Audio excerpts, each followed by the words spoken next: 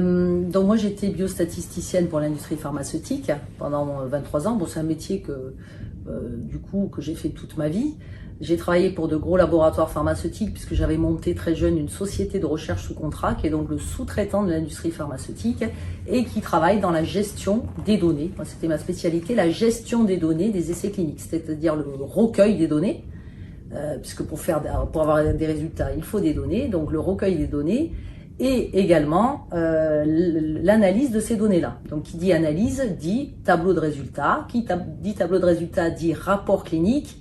Et c'est sur la base de ces rapports qu'on demande une autorisation de mise sur le marché.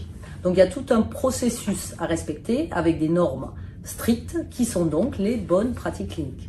Évidemment que si je ne respecte pas ça, mes résultats sont faux. Qu'est-ce que vous avez découvert sur les essais cliniques de Pfizer et de Moderna, mais surtout Pfizer d'après votre livre? Oui. Qu'est-ce que vous avez découvert qui est impressionnant et qui remet tout en cause en fait? Alors, quand on reprend tous les rapports cliniques du laboratoire Pfizer, c'est-à-dire ces rapports cliniques, c'est donc les documents qui ont été soumis aux agences de santé pour demander les autorisations, que ce soit à la FDA aux États-Unis, à l'EMA en Europe. Donc on reprend ces documents qui sont donc disponibles depuis le début, c'est-à-dire depuis décembre 2020, à chaque fois que le labo fait une demande d'autorisation pour les adultes, pour les ados, pour les enfants, pour les bébés, etc. On a des documents qui sont donc les résultats des essais cliniques. Quand on reprend celui qui est capital, c'est celui de décembre 2020, puisque c'est le premier qui a donné lieu à autorisation. On s'aperçoit de quoi? Qu'on n'avait aucune efficacité statistique démontrée sur les cas sévères, parce qu'on n'en avait pas eu assez pendant l'essai clinique pour prouver une efficacité, puisqu'on avait un cas sévère pour le vaccin et 3 pour le placebo. Ensuite, on n'avait pas d'efficacité démontrée sur les plus de 75 ans.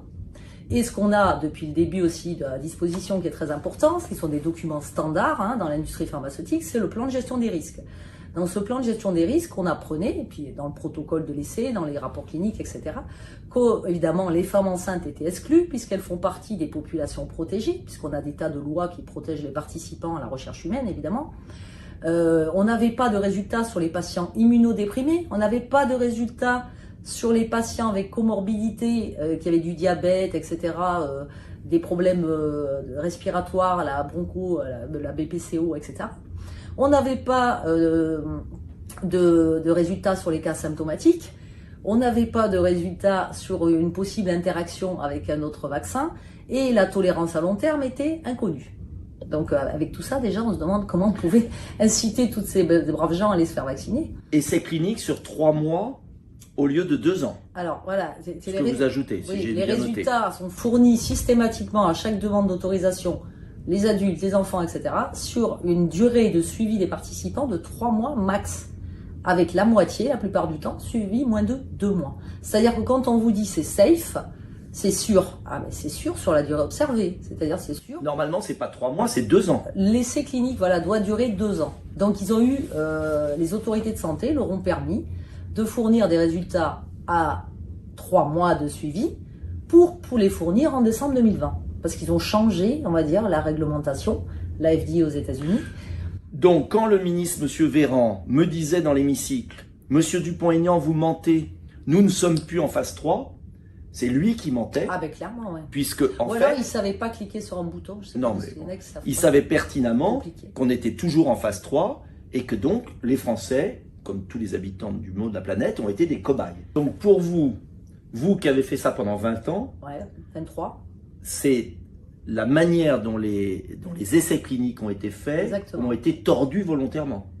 Alors, pour affirmer qu'ils ont été tordus volontairement, il faut faire un audit. C'est-à-dire qu'il faut voir si tous ces gens, et en plus on sait que l'aveugle n'était pas respecté correctement, puisqu'une fois qu'on a récupéré la base de données, on le sait aujourd'hui. Et ce qui est très important, c'est que si on voulait des résultats sur qui a eu le Covid dans l'essai clinique ou qui ne l'a pas eu, il y avait dans la base de données ces critères. Ça s'appelle la sérologie antinucléocapside. C'est disponible dans la base de données. Moi, j'ai récupéré la base de données sur le site des documents rendus publics.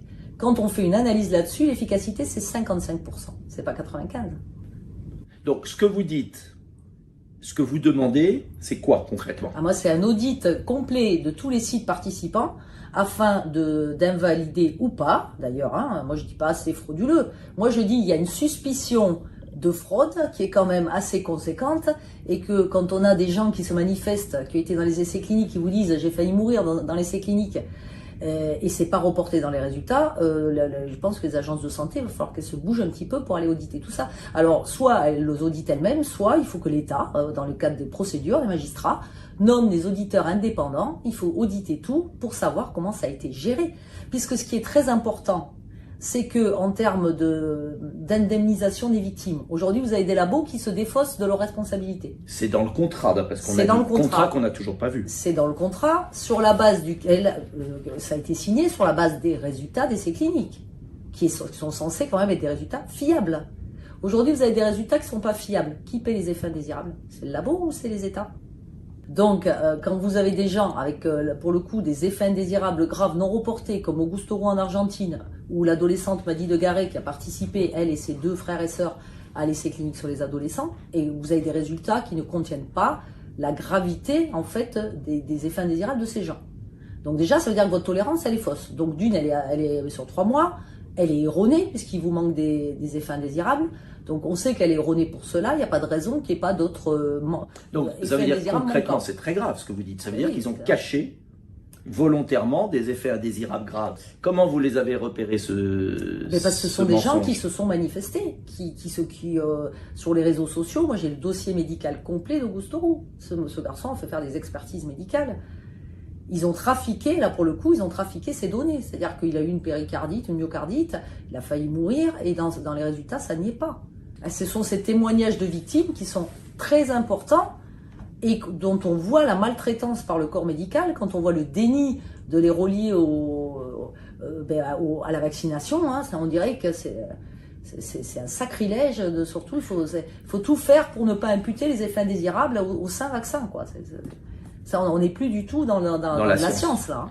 Depuis le début de cette crise, moi, j'ai pas biostatisticien, je suis pas médecin, mais je cherche à comprendre et je veux la vérité. Et je demande, et vous le savez, une commission d'enquête parlementaire. Je demande les statistiques de mortalité de l'INSEE par classe d'âge et par statut vaccinal avec plusieurs sénateurs. On ne nous le refuse toujours. Ah ouais, ils l'ont. On ne peut pas nous reprocher de vouloir savoir. On ne peut pas nous reprocher de vouloir la vérité. Nous appuyons, moi j'essaye toujours de m'appuyer sur des bases scientifiques. J'ai été voir les statistiques de la NSM, j'ai été voir VRAS, la statistique européenne.